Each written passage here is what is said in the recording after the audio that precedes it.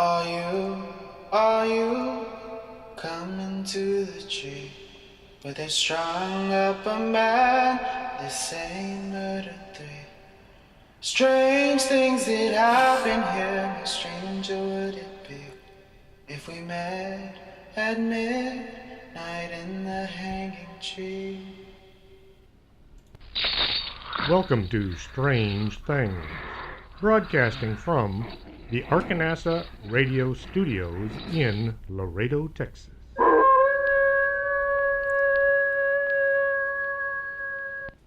And welcome to the show. I'm your host, Chris James. Tonight, we're going to be talking about things under the ground. I started out, I was just going to talk about creatures and scary things down there, but I wound up reading so many articles about the Hollow Earth that I figured I'd put that in there too. So let's go ahead and get started. Now, this was one of those moments in life that always brings a smile to my face. I was walking my dog, Mark, so he could go outside instead of inside. I prefer it that way. I don't have to clean the floor as much. I was on Gallagher Street. As I was approaching the corner, I got there about the same time as a young lady. She was coming from Clark Middle School. She looked up at me and then she asked if I was Chris James. I was a bit surprised. I said yes, and she told me she had bought one of my books and that she was currently listening to my podcasts. I asked if she liked it, and she said yes, so I guess I'm doing a good job. If this sounds like you, then hello again. I'm glad I met you. Over the course of my life, I have done many jobs. Some I kind of enjoyed, and others just plain sucked. I worked as a roofer in the Houston area for a few years. Nothing like working with hot tar in 105-degree weather. We would take a 5-gallon water jug up on the roof with us. Filled it twice a day. Never had to climb down to relieve ourselves. It all came out in sweat. But I was young and invincible back then. Falling off the roof was just a time to take a break. I never got seriously injured except when I broke my left wrist. It was sticking out sideways, and I looked at it and thought something that looked that bad ought to hurt. And then it did. It hurt like mad for the next half hour until I got that shot in the emergency room. I joined the Army and I was a tanker. Now that was cool. The bullets were 105 millimeters. They traveled at over 4,000 feet per second. I was a firefighter for 8 years. I screwed up my back trying to lift far more than I should. Once more I thought I was invincible and nothing could stop me. I'm very much lucky to still be alive. My last job was as a Border Patrol agent. By this time, I was beginning to think maybe I wasn't as indestructible as I thought. I retired after 26 years. I still have just enough life left in me to do this show and write a few books. I'm currently working on the history of Fort McIntosh here in Laredo. Mostly the scary parts. Things the Laredo Paranormal Research Society have looked into. If, perchance, you're listening to the show and you had a scary encounter while at Laredo Junior College, Laredo Community College, Laredo College, or simply while you're hanging out at Fort McIntosh, send me a note and I'll include it in the book. It doesn't have to be book written, grammatically correct or anything. Just send me the information and I'll make it sound good if I can.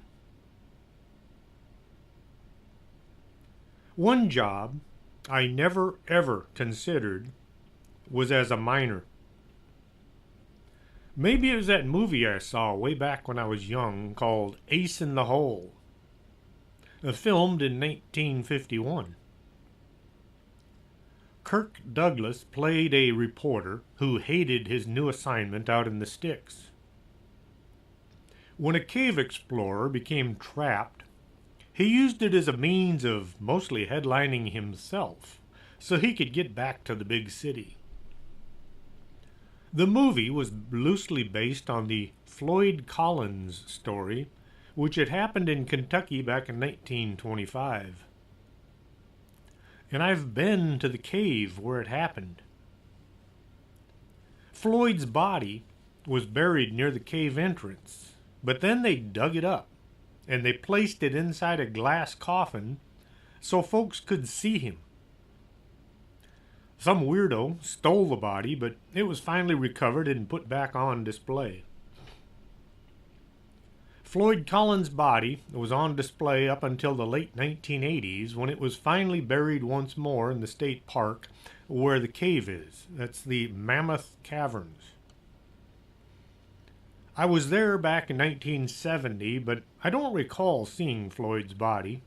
I probably did, because even back then I was kind of into that sort of thing.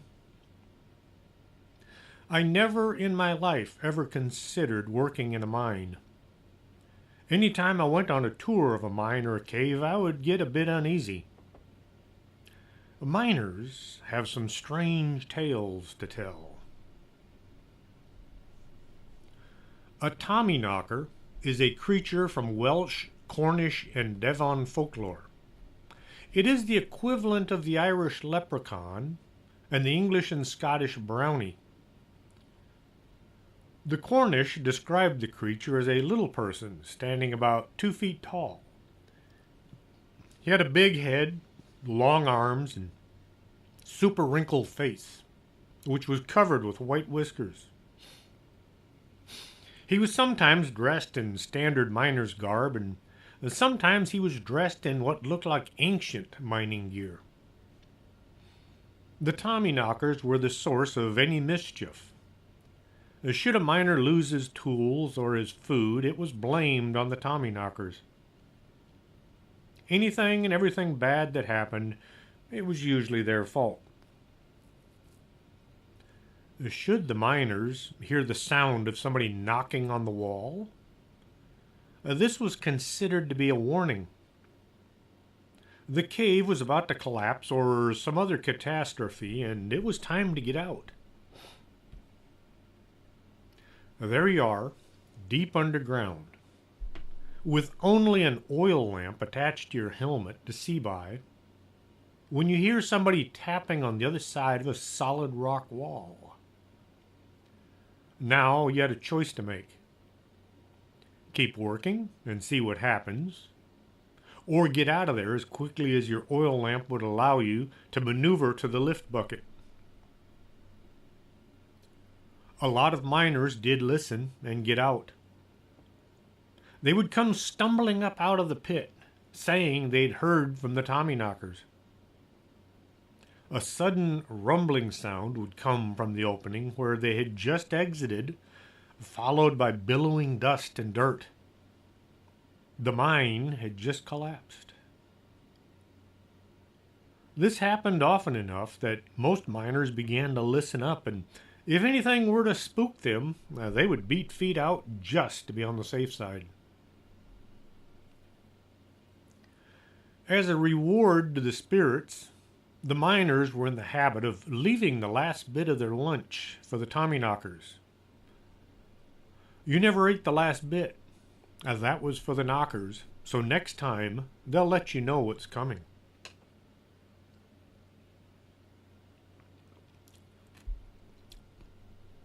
Lots of miners believed Tommyknockers were the souls of miners who had died in the past.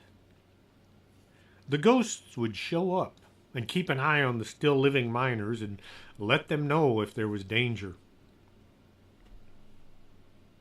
In the mid-1800s, mining in Cornwall began to dry up.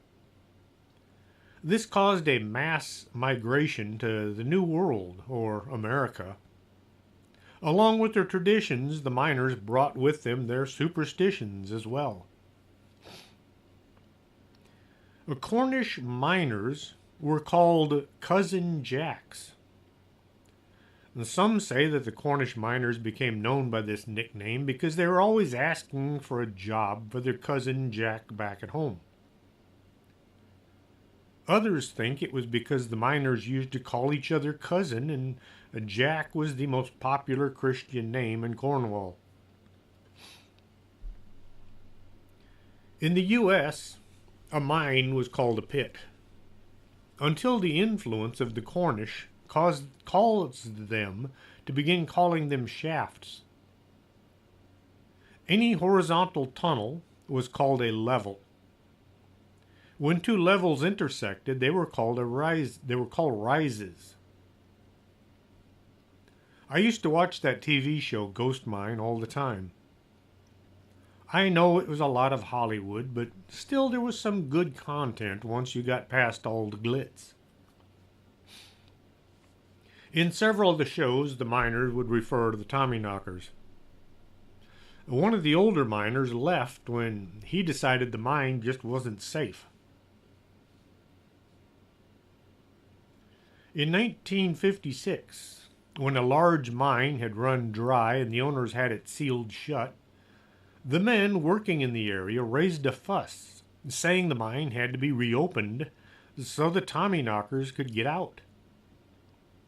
A discussion ensued, which led to the owners reopening the entrance to the mine. It was left that way so the spirits could come and go.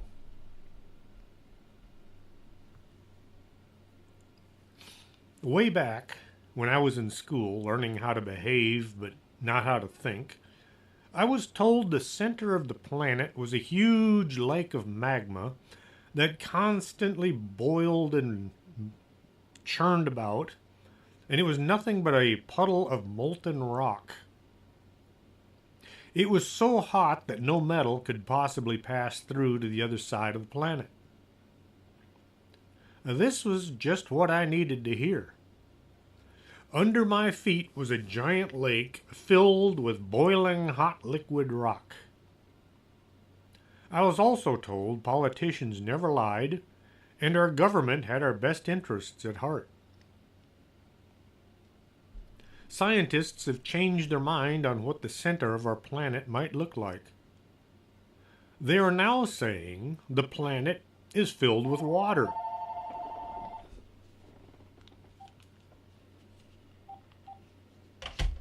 I don't know why I moved the phone to my desk. I hate that thing. It rings all the time when I'm on the radio. Getting back to the scientists, there's supposed to be enough water under our feet to fill the oceans 3 times over. The placement of all this water is still a bit of a mystery. Some believe there might be a giant caverns as big as the continents filled with water. They're not too sure if it's fresh water or salt water, but they are sure that it's water. Just think about what kinds of creatures might be lurking down there in those subterranean oceans. Or would the pressure be too much for any form of life to survive? Then again, there are things living on the bottom of the oceans that at one time scientists said couldn't be there. It looks like it's time for James Cameron to start building a new submarine. Other scientists say the water is inside tiny cavities inside the rocks, like sponges holding their capacity. This rock is referred to as ringwoodite. This would mean the core of the earth is porous instead of red-hot magma. That was hard to say without trying a Dr. Evil voice. Either way, anytime someone says they know about things they've never seen or looked into, they eventually wind up being proven wrong. I'm sure somewhere someone is looking for 400 miles worth of drill pipe to punch a hole in the earth and have a look. In April 2009, a construction company was contacted and asked to send a surveillance camera into the sewer pipes beneath Cameron Village in Raleigh, North Carolina. The sewer system was quite old and probably in need of a lot of repair. And this would give the town an idea as to how much money would be needed to fix up the system. The sewer had been built back in 1949, and it was giving them problems, as most sewers will do. Backing up or springing leaks. Nasty smells were being reported. It's a bad idea to wait until a sewer line simply collapses before doing anything about it. It's kind of like waiting until your house is on fire before getting insurance. A robot camera was lowered into the pipe and sent along filming as it went. The folks watching on the monitors weren't ready for what they found. The first part of the trip showed old brick sewer system. There were a few places in need of repair. Old concrete pipes that looked as if they would fall apart at any moment. Then they spotted something living on the wall of the tunnel. It looked like something out of a science fiction movie. The thing was round and pulpy. It kind of looked like a bunch of meatballs all stuck together. The camera zoomed in on the thing and it moved. It was alive. The blob looked to be about as big as my hand. It was stuck to the wall of the sewer pipe, and it moved when the light was put on it. Eventually, the robot was sent on to continue looking for other problems. Well, it found more of these blob-like creatures all along the pipe. The scientists were given copies of the video to tell us what they were. The scientists all tried to explain away these weird creatures as being a collection of worms, or maybe it was just solid waste that was oozing and not really moving on its own. Their theories didn't hold up after looking at the video. The things would move down and then back up again. They would react to the light, moving away from it. The creatures look as if they were one big thing and not a collection of worms or smaller animals. The city officials all tried to explain the creatures away, saying it was just mold or maybe it was a trick of the light. When none of their explanations held up, the officials then pointed out that the sewer line where these things were spotted was actually private, therefore not the responsibility of the city. You'd think somebody would try to capture one of these blobs and look it over to see what the heck is growing down there below the city. Find out what it is before it climbs out of a drain and causes trouble. If you want to see them, you can watch the video on YouTube. Just search for the Cameron Village Sewer Blob. I recommend not watching it before you eat or go to bed. It's nasty looking. So far, no one can say what these things are or if they might lead to some kind of future problems. They can't even say for sure what these things are. Instead, the folks in charge are busy pointing out that it's not really their problem. I can't help but think that maybe there's some scientist who dumped one of his experiments down the drain and not thinking it just might keep growing.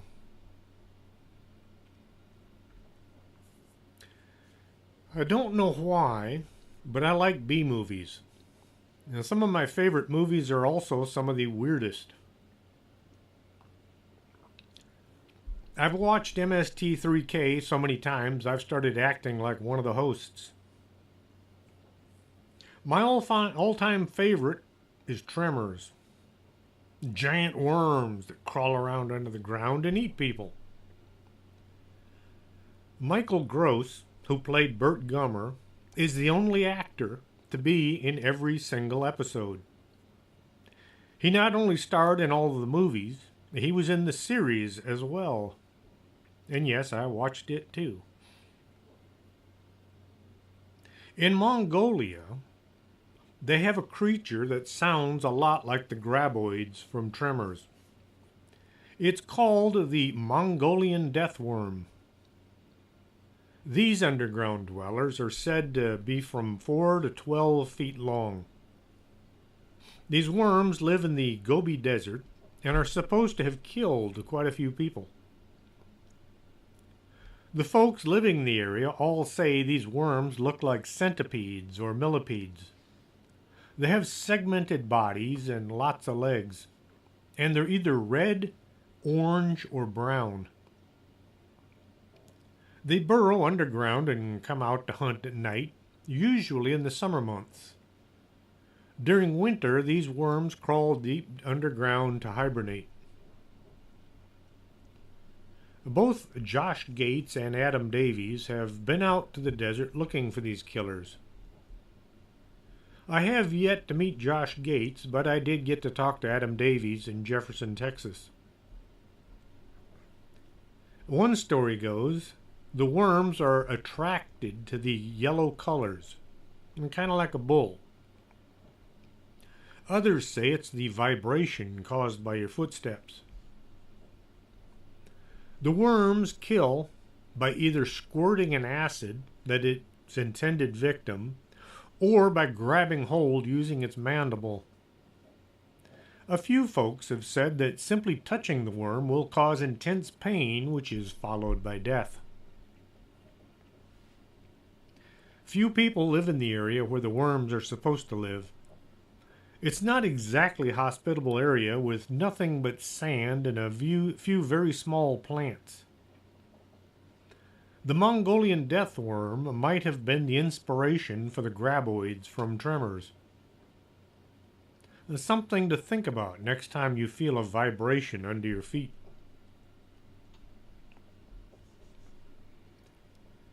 The Hopi Indians have legends about ant people who lived underground. These people knew of an impending catastrophe, and they helped the Hopi by taking them down to their village and then leading them back up to the surface once the disaster had passed. Well, two men claimed to have found an underground city that kind of matched what the Hopi had been talking about.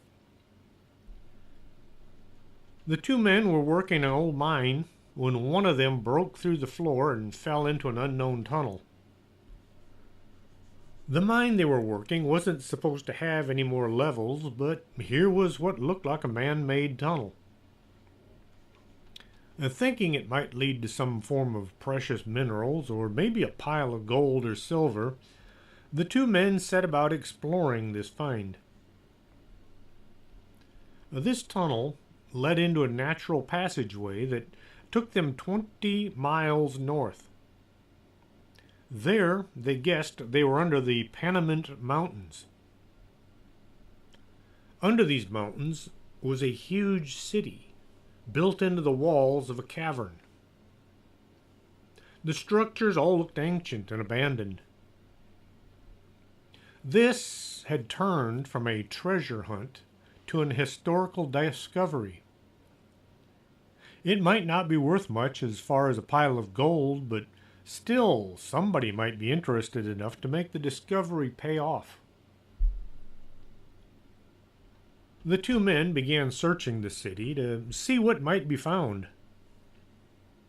They accumulated some precious stones and a few artifacts that looked valuable.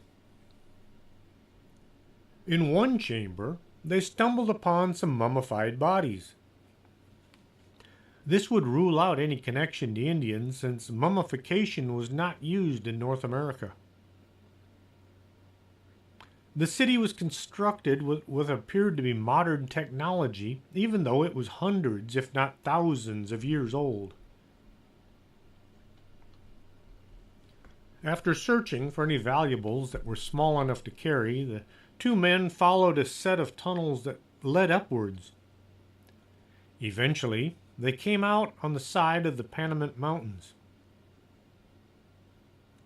With visions of fame and fortune, the two men made their way down the mountain and into town. There, they set about trying to raise enough interest and money to fund an expedition back up the side of the mountain. They showed the artifacts they had brought up from the subterranean city, hoping somebody would believe them. A few people showed interest in their story, at least not the ones with huge piles of cash. They then contacted the folks at the Smithsonian, but they didn't believe the two men had found anything more than a small catch of Indian artifacts. The two men continued searching for investors. Finally, one man claimed he not only believed them, but he said he could get his hands on enough money to put together the right equipment and manpower to go back into the underground city. The soon-to-be partner needed to borrow the artifacts so he could show them to his contacts. Once the guy was out of sight, he kept running, vanishing along with all the things found in the cavern city.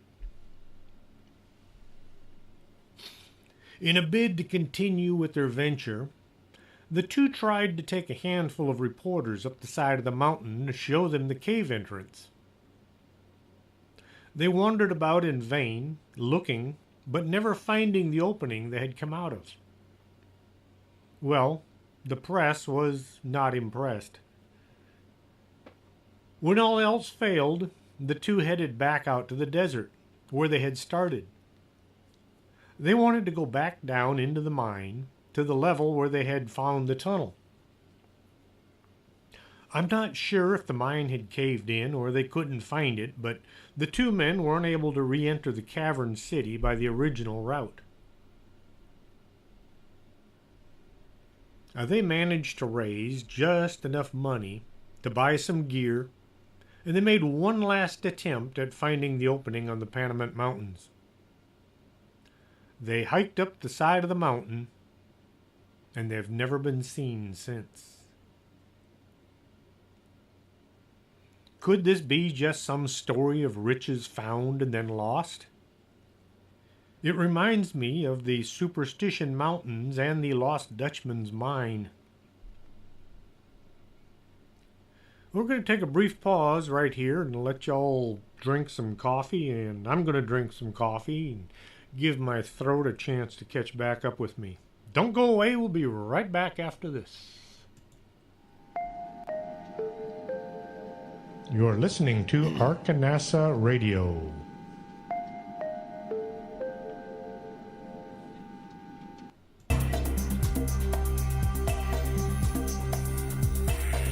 Did you hear a bump in the night and you think it just might be a ghost? Contact the Laredo Paranormal Research Society at laredoparanormal@hotmail.com. That's the LPRS for all your otherworldly needs.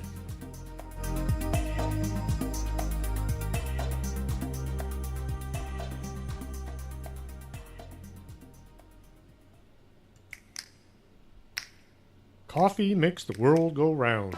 And around here, we have the Organic Man Coffee Trike, 4501 McPherson, Suite number 9.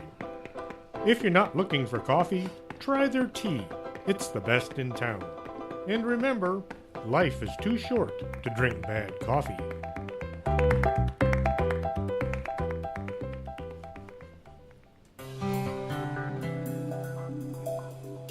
Are you taking care of your skin? Or are you going to wait and see how time treats you? Take care today by contacting Lourdes James, Independent Beauty Consultant at 956-723-3019. Don't let time get the best of you.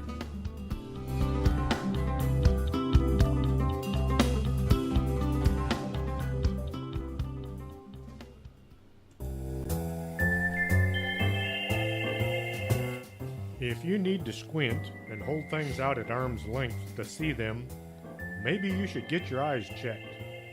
Del Norte Optical, 107 Calle del Norte, is right across from the Embassy Suites. Stop squinting and start seeing.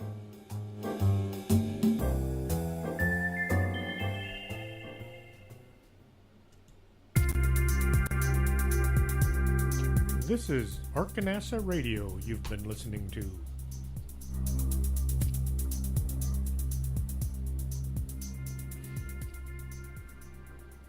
And welcome back to the show. The military are famous for building underground complexes. The Germans took it to a new level by building vast underground factories and research facilities in the Owl Mountains. The purpose of the project remains uncertain because of the lack of documentation. It would seem as if a major destruction effort was carried out to eliminate any records of what was going on in this location. The construction work was done by forced laborers, both prisoners of war and prisoners from concentration camps. Many lost their lives, mostly as a result of disease and malnutrition. They were worked to death, and not just figuratively. If you haven't already listened to the show, The Nazi Bell, go back to August 24th in the archives and give it a listen. The United States has a history of underground complexes as well. Area 51 is huge when viewed from above. But the number of buildings and the length of the runways do not account for the amount of concrete shipped into the base over the years. The amount of concrete brought to the base should have accounted for a complex about 20 times as big. So where did all that concrete go? Well, more than likely it went underground. I keep hearing people say that 3 men can keep a secret as long as 2 of them are dead. Ben Franklin said this. At the same time, hundreds of people were keeping secret the coming American Revolution. Just because he said it doesn't really make it true. Area 51 is very much a secret base, even though everyone knows it's there. The secret parts are all underground, and the folks working there don't talk about it. If your paycheck is directly affected by your ability to keep your mouth shut, how much money can you make? And your retirement would be affected as well. I have met a few people who worked out there. I've asked them about the base. They all said the same thing. Can't talk about it. Just as a thought, Bob Lazar came forward in 1989 saying he had worked at Area 51 and he'd seen aliens and flying saucers while there. Then the government came out and made him look like an idiot. Maybe this was their plan from the beginning. Think about it. You have a secret base that just about everybody knows about. You want people to believe there's nothing there worth seeing. So you hire some guy you already know has a bit of a reputation for talking about things he's not supposed to talk about. Then you show him a bunch of out-of-this-world things.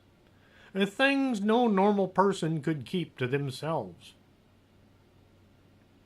Naturally, he tells everyone what he's seen, and then you drop the hammer on him by bringing out all the evidence you've already amassed. Being the government, they could build quite a case against anyone, especially if they had started their attack on the person years before he even knew he was getting involved. Bob Lazar has all but vanished into thin air. He doesn't want to talk about what he saw anymore. Kind of as if he's tired of fighting the biggest dog in the world, the U.S. government, or more than likely, the military-industrial complex. I'm not talking about the soldiers in uniform or the generals in Washington. I'm talking about the companies behind the scenes that build all the cool gear that the military uses. The folks making millions of dollars every time we drop a bomb on somebody's head. So we have a huge underground base out in the desert of Nevada. Now, how big? That would only depend on how much dirt you could move. Many years ago, I had a magazine with a photo in it. The photo showed a bunch of Air Force officers all standing in front of an earth boring machine. Not the one you can find on the internet. This is an old photo from back in the 60s or early 70s. There were 5 or 6 Air Force officers standing in front of the machine, which wasn't all that big. The photo had been taken out in the desert. Having moved a few times, I've managed to lose that magazine. But why would the Air Force need tunneling machines? Well, to build underground complexes. I don't have a problem with our military building underground facilities to keep our technology secret from the enemy, whichever enemy we have at the time. What I don't like is the military-industrial complex builds huge installations underground, and then they develop all manner of new Star Wars technology, which costs us taxpayers tons of money, and we never get any of the benefits. Where are the flying cars I was promised when I was in high school? Some folks say the base at Area 51 is connected to the Denver airport by high-speed underground rail. Lots of witnesses have said that more people fly into the Denver airport every day than ever leave the building. They're seen coming in off of airplanes and getting into elevators, and then they just kind of vanish. Perhaps they're going down into some subterranean complex, which is then connected to other parts of the world. The same rail system runs to Mount Shasta, according to some, and it also goes to Washington, D.C. and L.A. So if they had this high-speed rail underground, why would they need to fly in airplanes? Well, the underground rail system doesn't connect up all parts of the country, just the major hubs. Let's say you wanted to go from Austin to Denver Airport. There would not be an underground connection because there's no reason to drill a hole to Austin, at least none that I know of. Well, once again, there's nothing wrong with our government having a high-speed underground rail system. The problem is, every day, thousands of people are trapped in traffic jams trying to either get to work or back home while there's a better way of doing things. Those with power never want to share what they have.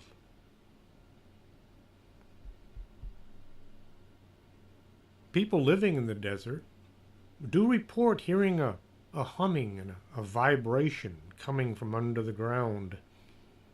Maybe this is the train as it runs by at a couple 100 miles an hour. According to ancient Greeks, there were caverns under the surface which were entrances leading to the underworld.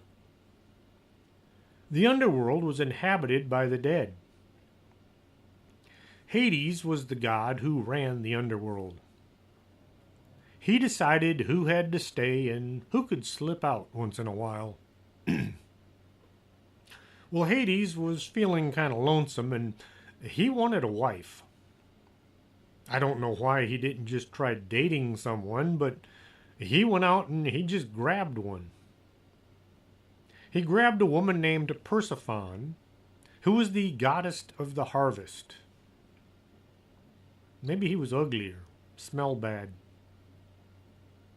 Well, a fight broke out between Hades and her dad, Demeter. Finally, it was decided that Persephone could travel back and forth between the two worlds. She had to spend the winters with her new husband every year. That's why crops do not grow in the wintertime.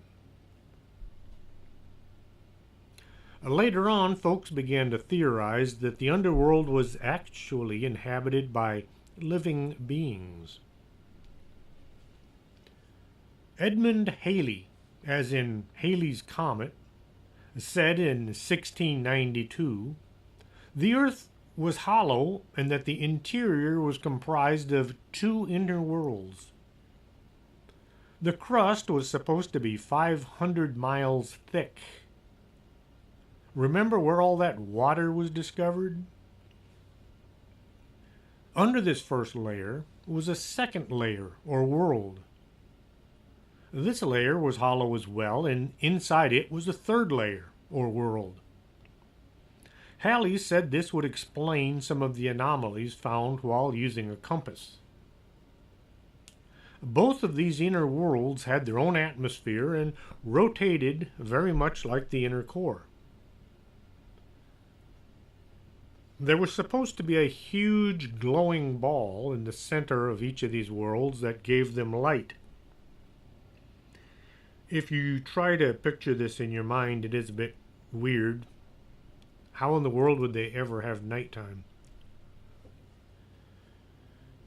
In 1818, John Clevis Simmons, Jr., was an American Army officer.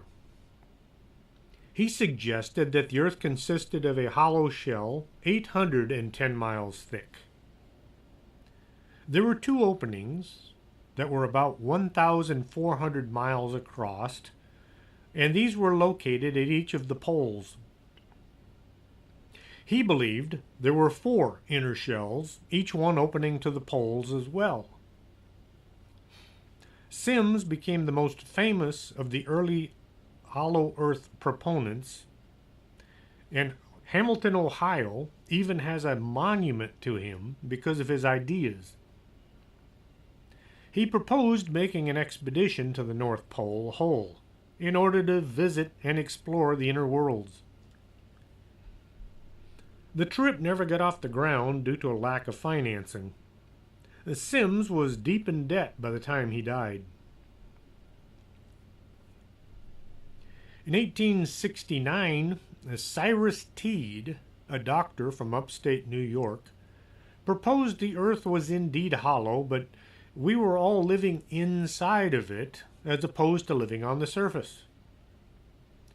Teed's followers claimed to have verified the concavity of the Earth's curvature through experiments conducted along the Florida coastline, making use of reticulator equipment. No, that's rectilineator equipment. Good Lord, this word's about as long as the page. Okay, I had to look this up. Rectilineator, yeah, that word, was a great big long straight edge with levels built into it. The folks used it to found a level place, and then they began to add sections to the straight edge. Soon they found that the Earth was going upwards the farther they got from the center. It turned out they had started their survey in a bit of a valley. But sky-centerism caught on for a while, and soon most people lost interest in it. They believed that the sun was actually in the center of the world, and that the world didn't so much rotate around it, but, well, try to figure out where the heck does night come from. Richard E. Byrd was an early 20th century adventurer and explorer. He was born October 25th, 1888, in Winchester, Virginia, just 1 month after Jack the Ripper got started on his world-famous killing spree. During the First World War, Byrd was called to active duty and assigned to the Office of Naval Operations. He served as secretary and organizer of the Navy Department Commission on Training, which was in the process of teaching men to fly. In airplanes, not with their arms. In the Army, they were called flyers or flyboys, but in the Navy they're called aviators. Byrd qualified as a naval aviator in June 1918. He commanded Naval Air Force at Naval Air Station Halifax in Nova Scotia, Canada, from July 1918 until the end of hostilities in November. The 11th hour of the 11th day of the 11th month, that was the armistice of World War I. Piece of trivia to remember.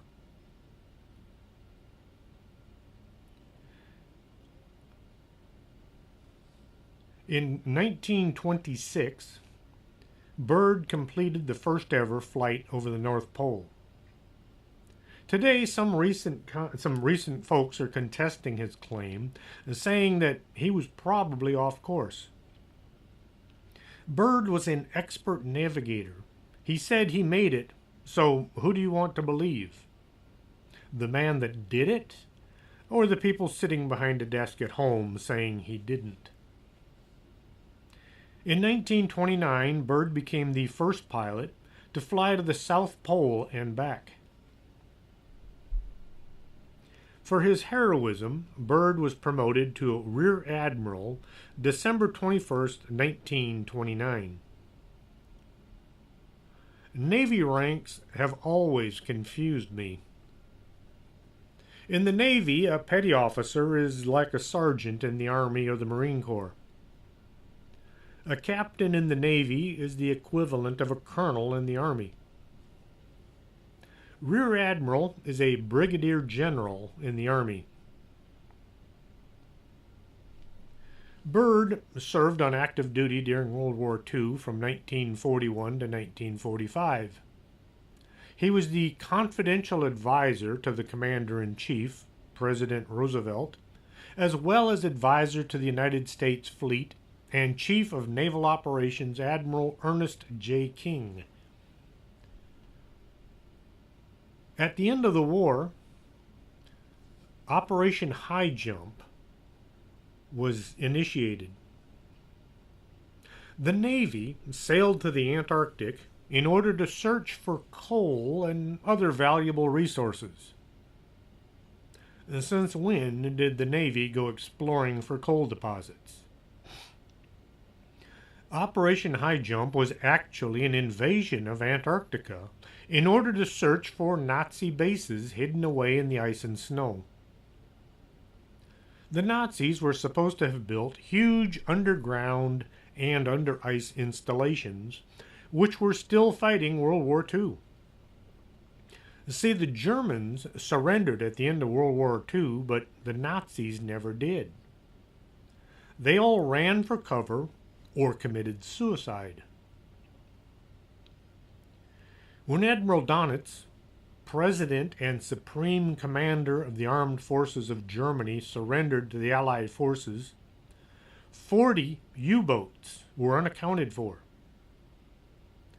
The Kriegsmarine archives indicate that a total of more than 40 U-boats are completely unaccounted for, all of which were late model, well-constructed, state-of-the-art craft with the ability to sail as far as Argentina or Antarctica completely submerged. The Navy expedition to the Antarctic consisted of 3 naval battle groups, which sailed for Norfolk, Virginia on December 2nd, 1946. Rear Admiral Richard E. Byrd was one of the commanding officers. Does this sound like they're going looking for coal? Or does it sound more like they're going looking for a fight? The ships in the battle force included the icebreaker Northwind, a catapult ship named the Pine Island, used to launch aircraft, but it wasn't an aircraft carrier. It was kind of like a destroyer with a small deck. There was the destroyer Brownson, aircraft carrier Philippine Seas, a U.S. submarine Senate. They had two support vessels, the Yankee and the Merrick, and two tankers, Conisted and Capakin. The destroyer Henderson and the float plane ship Currituck. A float plane ship is kind of like an aircraft carrier, but they don't have a deck. Instead, they lower the float planes off the side of the ship into the water, and then they take off from the water. It takes a lot longer to get them in the air. The battle group arrived at the Antarctic, and they were soon attacked by German aircraft that looked a lot like flying saucers. These craft were said to have these craft were said to have outflown anything that the Allies had in their arsenal. Several aircraft were destroyed and their crews lost. A few of the ships in the battle group also were said to have been sunk. Once more, I'll refer back to the Nazi Bell show. The Bell, or Glock, was a secret weapon under the command of General Kemmler. No one knew anything about General Kemmler until after the war. His records had mostly been destroyed. Kemmler was in charge of the highest priority research and development, which was located in the Owl Mountains. It had higher priority than Berlin. Kemmler disappeared at the close of World War II and has never been found. Maybe he found his way down to the Antarctic. These flying saucers were coming from a huge opening in the ice, which led to an underground complex. When it became apparent that the Navy was outgunned by these Nazis, the decision was made to get out of there, and quick. Admiral Byrd made a statement saying the aircraft used by the Nazis could fly from one pole to the other in record time. Right after this statement, Admiral Byrd was told he was to make no more public statements. Okay, I thought of this myself as well. If the Nazis had such fantastic futuristic technology, why didn't they use it to win the war? As World War II was drawing to an end, just about everybody knew that Germany was going to lose. The Nazis had been shipping materials and wealth out of the country from around 1942. They had learned at the end of World War I to be prepared for just about anything. Germany was in bad shape, what with the 24-hour bombing going on. The Nazis owed no allegiance to their fatherland. They owed allegiance to Adolf Hitler. Wherever he was located, that's where their loyalties lay. Germany had few natural resources left. No oil, no gas. Well, the Bell didn't use gas or oil. It was run on mercury and electricity. A lot of people living in Germany were kind of upset with the Nazis. And there were all those folks in the concentration camps that somebody was going to have to answer for. The smart thing to do was to abandon the country. Let the civilians pay the price. Pretend Adolf Hitler committed suicide, which I could do a whole show on just why that never happened. And then they wanted to find a new place to begin working on their next world conquest. Some place where just about no one could find them. And then the Allies show up at their front door. Well, after a few quick bloody battles, just to show how tough you were, things were called off. Well, the world thought Hitler was dead, and it was time to get on with life. No one was much interested in dragging the war out any longer, especially if the enemy had super futuristic weapons. 1947, Byrd was sent to the Arctic with intentions of flying over the North Pole once more. I think he was supposed to deliver Christmas gift requests. Just kidding. Those are delivered to the helper Santas at the mall.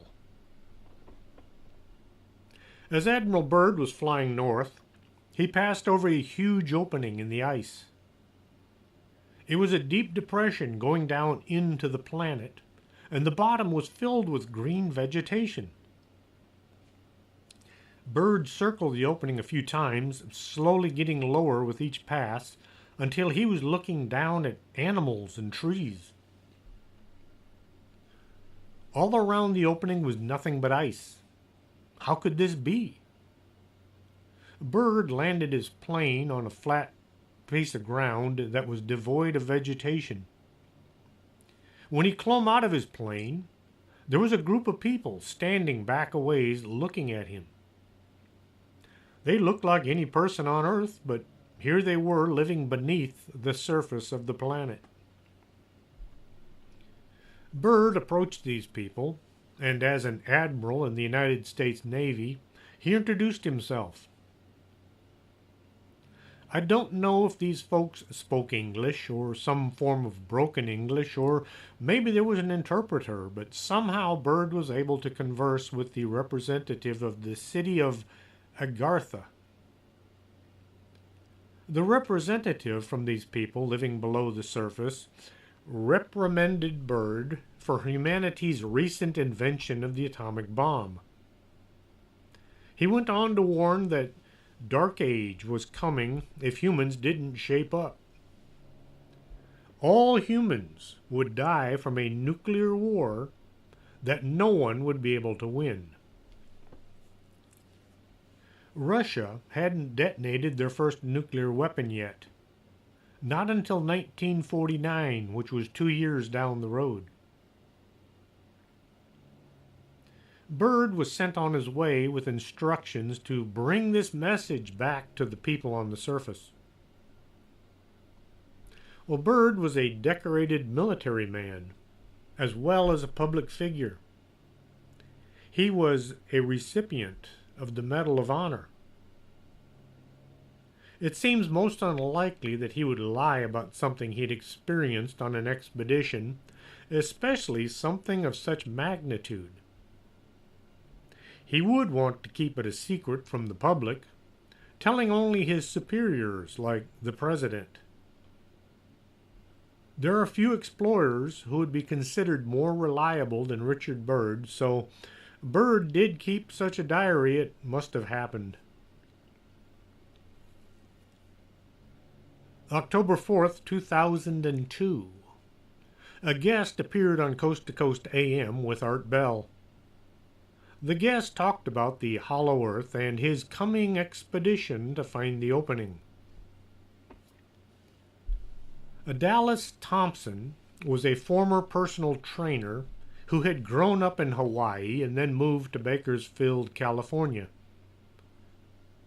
Late one night, as he drove along Highway 58 in the rain, Dallas lost control of his car and ran off a 250-foot cliff. The car smashed to the bottom and was in what many would consider unsurvivable condition. When the fire department arrived, they had no idea the driver could still be alive, but he was. They had to tear the car into pieces in order to free him from what was left of his vehicle. Well, Dallas had a vision while sitting there in the dark, waiting to either be saved or die. He'd seen a land with huge trees and long extinct animals roaming about. He was convinced he was seeing the inner earth. Through the vision, Dallas learned that the people living there lived for 1,000 years or more. The earth was hollow, honeycombed with vast caverns filled with living creatures and people. Once he was out of the hospital, Dallas Thompson set about finding a way of entering the inner earth. Thompson told Art he'd secured funding to travel to the hole using a helicopter backpack called a Solo Trek. Once over the opening, Dallas would use the backpack helicopter to descend down into the hollow earth and hopefully meet the people living there. If they lived so long, he should be able to find the same folks Admiral Byrd had contacted. The date for the trip was set for May 24th, 2003. I remember listening to this show. The first half I was thinking there's no way this is true. The second half I was wondering if I could go along with him. Thompson sounded so convinced and convincing. He believed he could find the opening. Over the following months, news of Thompson's expedition spread from person to person. The internet was a new thing, but you could still find chat groups that discussed things, especially anything Art Bell had talked about. I was known as a pirate on Art Bell's chat group, which I can't for the life of me remember the name of.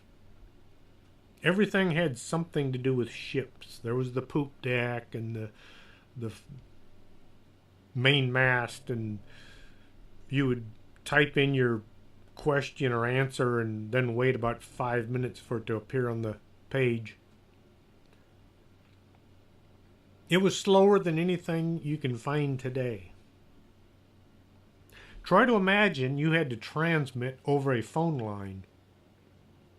We had a designated cable line, but it was still slow, and the computer had maybe a dozen bits of memory. Well, just about everybody was talking about the trip to the Hollow Earth opening. Dallas began receiving emails from companies wishing to report on his coming expedition. They were willing to pay the expenses if they could go along. Instead of just one man with a backpack helicopter, they wanted to use a full-size chopper. The book Dallas had written, Cosmic Manuscript, which included his theories about the Hollow Earth, began to sell like mad. The people wanted to know what was going on. In December 2002, 2 months after his interview with Art Bell, Dallas announced on his Yahoo group page that he was receiving over 3,000 emails every day. He said his book had become a bestseller, but he was going to pull it from sale. He said, "I have requested the book be discontinued even though it's still on the top of the charts." And then, the most mysterious event of all took place. All of a sudden, Thompson disappeared. His last message to his Yahoo group had been January 11th, 2003. His followers continued writing in the chat forum. Someone said, maybe there is something that someone didn't want Dallas Thompson to find. Mr. Thompson is still missing today. His book is available at Amazon.com, but beware. It will cost you $985.15. That is just a paperback copy. The North Pole Inner Earth Expedition, or NPIEE, was a planned expedition to find the entrance to the inner Earth, which was being conducted by Dr. Brooks Agnew. He was also on Coast to Coast. He had planned to film a documentary and then sell it in order to pay off the $2 million that it was going to cost him and his team to sail an icebreaker to the vicinity of the opening and then trek out across the ice. He had already rented an icebreaker for the trip, but it was no longer available due to it being needed for the Russian Navy. The first half of the documentary is already available, but it's the pre-expedition. They haven't started across the ice yet. When asked why you couldn't see the opening on Google Earth, the answer was because 9 months out of the year it's covered by ice.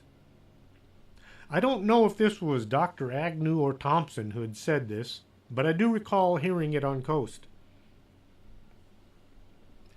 The 2013 expedition was rescheduled for 2014. Last time I checked, I couldn't find any mention of them getting on their way yet.